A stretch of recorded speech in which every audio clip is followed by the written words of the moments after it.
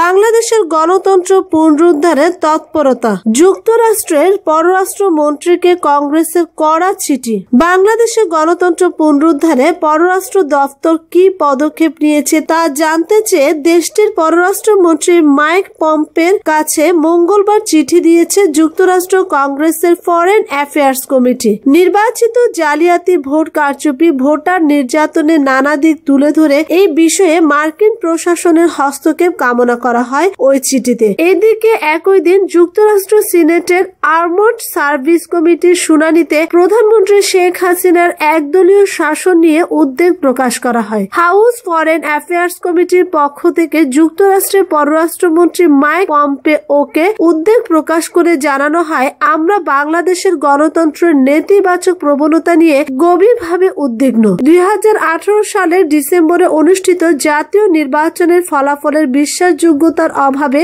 গুরুতর অভিযোগ ও প্রবণতাটিকে আরো শক্তিশালী করেছে। এই নেতিবাচক প্রবণতার বিষয়টি আমলে নিয়ে এই বিষয়ে মার্কিন পররাষ্ট্র দপ্তর পদক্ষেপ সম্বলিত একটি রূপরেখা প্রণয়নের আমরা অনুরোধ জানাই। আরো বলা হয়, ইন্দো প্যাসিফিক অঞ্চলে মার্কিন স্বার্থকে এগিয়ে নিয়ে যাওয়ার জন্য গণতন্ত্র, আইনের শাসন ও মানবাধিকারের প্রতি সমর্থন একান্ত জরুরি। সেই যাত্রায় বাংলাদেশের নির্বাচন নিয়ে যে ব্যাপক ভিত্তিক অনিয়মের প্রতিবেদন বেরিয়েছে তা মার্কিন স্বার্থের প্রতি চরমভাবে হুমকি হয়ে দাঁড়িয়েছে। চিঠিতে যুক্তরাষ্ট্রের এশীয় নীতির বিষয়টি স্মরণ করিয়ে দিয়ে বলা হয়, এবছর এশিয়ায় আফগানিস্তান, ইন্দোনেশিয়া, ফিলিপাইন এবং থাইল্যান্ডে সিরিজ নির্বাচন অনুষ্ঠিত হতে যাচ্ছে। এটা খুব গুরুত্বপূর্ণ যে গণতান্ত্রিক প্রতিষ্ঠানগুলোর প্রতি তার অব্যাহত অঙ্গীকার ও শ্রদ্ধা প্রদর্শন করা, যেটি বাংলাদেশ থেকেই শুরু হওয়া উচিত। বাংলাদেশের নির্বাচনটিকে একটি বড় মাত্রার জালিয়াতিপূর্ণ নির্বাচন আখ্যা দিয়ে এই বিষয়ে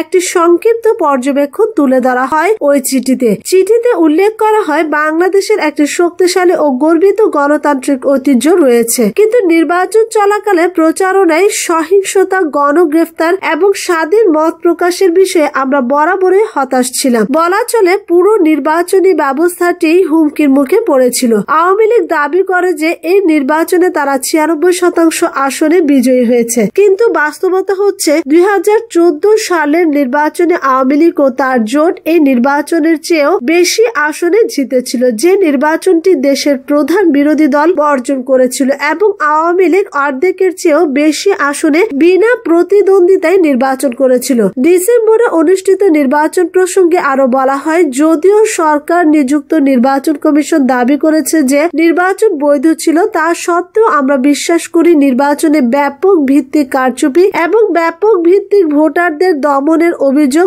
গুরুত্ব সহকারে গ্রহণ করা উচিত। চিঠিতে উল্লেখ করা হয়, গণমাধ্যমের প্রতিবেদন অনুযায়ী যখন ভোট গ্রহণ শুরু হয় তখন সন্দেহভাজনভাবে ব্যালট বাক্সগুলো ভর্তি পাওয়া যায়। এছাড়া এমন খবর পাওয়া গেছে আওয়ামী লীগ কর্মীরা ভোটারদের ভোট প্রদানে বাধা প্রদান করেছে। দুপুরের খাবারের সময়ে অনেক ভোট কেন্দ্র বন্ধ হয়ে গেছে অথবা ব্যালট পেপার শেষ হয়ে গেছে। অনেক ভোটার অভিযোগ করেছেন তাদের ভোট ইতোমধ্যেই দেওয়া হয়ে গেছে। নির্বাচনী ব্যবস্থাটি আরো নাজুক করার জন্য বাংলাদেশ সরকার যুক্তরাষ্ট্রের সহায়তাপুষ্ট বেশিরভাগ আন্তর্জাতিক নির্বাচনী পর্যবেক্ষক সংস্থান অ্যাক্রিডিটেশন এবং ভিসা প্রদান করতে ব্যর্থ হয়েছে। এদিকে শেখ হাসিনার নেতৃত্বে বাংলাদেশ একদলীয় ব্যবস্থার দিকে ধাবিত হচ্ছে উল্লেখ করে এই বিষয়ে উদ্বেগ প্রকাশ করা হয় যুক্তরাষ্ট্রের সিনেটের শুনানিতে। যে প্রবণতা দেখা গেছে তা উদ্বেগকে সামনে নিয়ে আসে। নির্বাচনের মাধ্যমে শেখ হাসিনা দেশটিকে কার্যত এক দলের শাসনের দিকে নিয়ে যাচ্ছেন। শুনানির বাংলাদেশ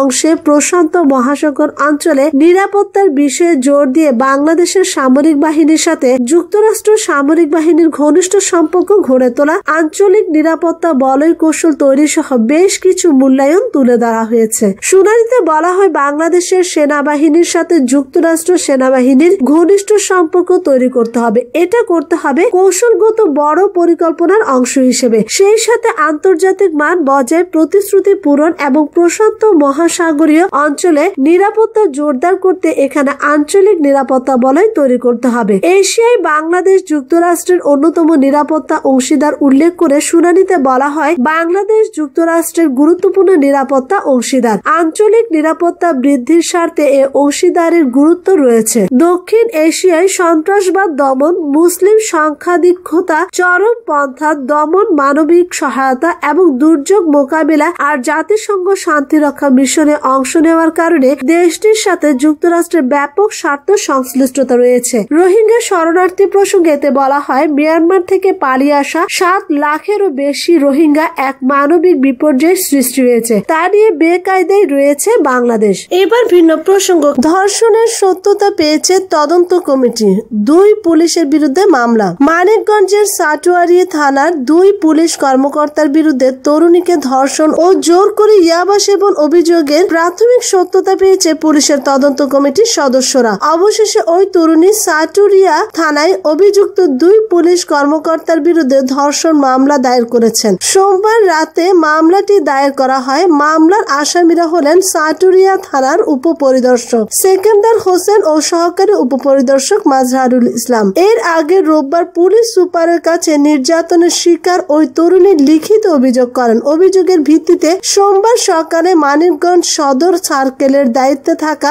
অতিরিক্ত পুলিশ সুপার হাফিজুর রহমান ও ডিএসবির অতিরিক্ত পুলিশ সুপার হামিদুর রহমান সিদ্দিকীকে নিয়ে ঘটনা তদন্তে একটি কমিটি গঠন করেন পুলিশ সুপার। মানিকগঞ্জ সদর সার্কেলের অতিরিক্ত পুলিশ সুপার হাফিজুর রহমান জানান, তদন্ত কমিটির কাছে নির্যাতনের শিকার ওই তরুণী তার উপর নির্যাতনের বর্ণনা দেন। দিনভর প্রাথমিক তদন্তে প্রমাণিত হয়েছে ওই তরুণী পুলিশ সুপারের কাছে যে অভিযোগ করেছেন তার সত্যতা রয়েছে। এ ব্যাপারে ওই তরুণী সাটুরিয়া থানায় এসআই সেকেন্দার ও এসআই মাজহারুলকে আসামি করে মামলা করেছেন। মামলাটি তদন্তের দায়িত্ব পেয়েছেন সাটুরিয়া থানার আবুল কালাম আজাদ। সাটুরিয়া থানার ওসি আমিনুল ইসলাম জানান, এসআই মাজহারুল বর্তমানে পুলিশ লাইনে সংযুক্ত রয়েছেন। তাদের বিরুদ্ধে আইনগত ব্যবস্থা প্রক্রিয়াধীন। উল্লেখ্য, সাটুরিয়া থানার এসআই সেকেন্দার ঢাকার আশুলিয়া থানায় কর্মরত থাকার সময় এক নারীর কাছ থেকে 1 লাখ টাকা ধার নিয়ে জমি কেনেন। কথা ছিল জমি বিক্রির পর লাভ সহ তাকে আসল টাকা ফেরত দেওয়া হবে, কিন্তু টাকা না দিয়ে ঘুরাতে থাকেন। এরপর সাটুরিয়া থানায় বদলি হয়ে আসার পর